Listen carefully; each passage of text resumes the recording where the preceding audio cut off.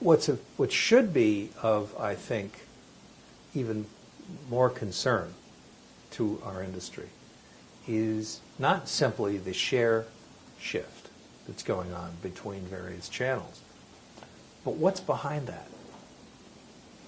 And the smart jewelers that I know are saying what really concerns them is the youth customer, because younger people, kids, and I mean really kids, are going to these malls, going to general merchandising stores, and that's where they pick up their ideas about style, trends, things they want, things their friends have, that kind of thing. That's also where they're picking up their information about jewelry.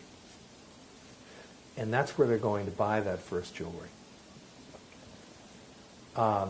Because it's part of the shopping and social experience that they know. So one of the challenges, I think, that doesn't get talked about quite as much is how the industry collectively reaches out to youth to connect with them in a way that younger customers of the future, serious customers of the future, begin to think about going into a jewelry store rather than simply looking for jewelry in the places where they look for other things. And some jewelers I talk to are really worried about this because they've done the research in their own communities and they know the kids aren't coming into their stores. The kids are going to the mall, or they're going to,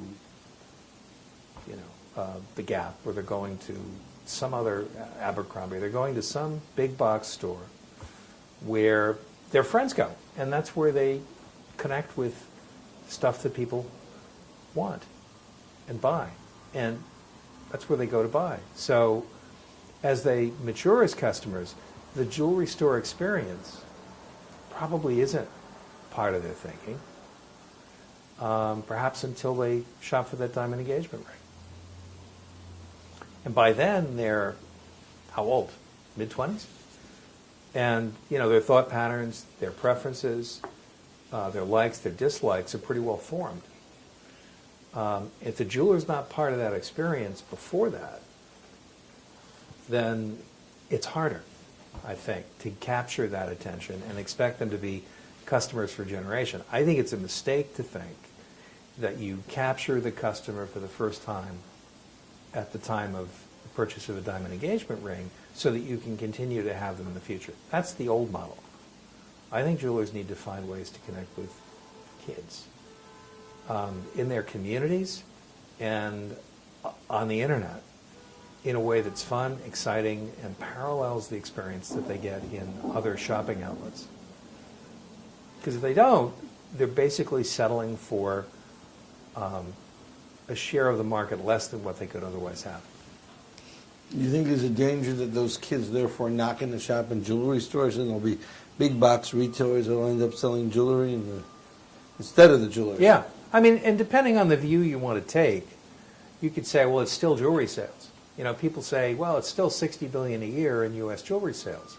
There's still people buying jewelry. Sure, if you take the global view from 20,000 feet or whatever of the U.S. jewelry market, it is growing. And that certainly is good news. I don't mean to diminish the significance of that.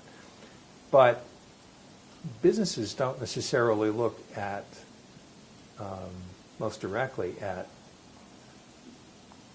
if you will, total market sales. They're looking at their community, their share of the business done in that community. Because at the end of the day, the business they do determines whether they're ultimately successful or not.